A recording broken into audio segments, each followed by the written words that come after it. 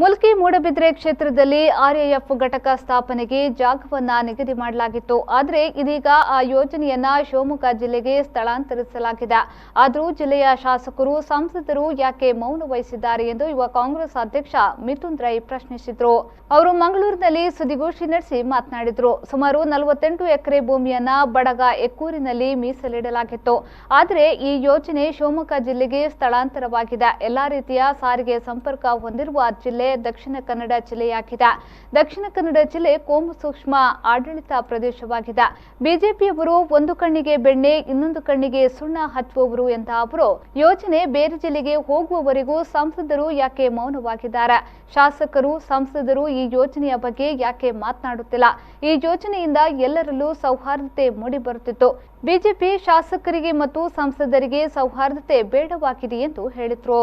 ಸ್ಪಷ್ಟವಾದಂತಹ ಉತ್ತರ ನಮಗೆ ಬೇಕು.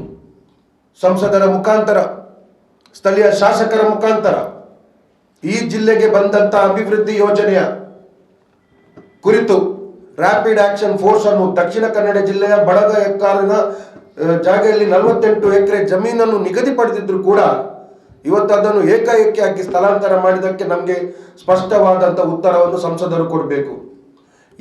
ಯಾವ ಕಾರಣಕ್ಕೆ ಮಂಗಳೂರಿಂದ ಅದನ್ನು ಸ್ಥಳಾಂತರ ಮಾಡಿದ್ದಾರೆ?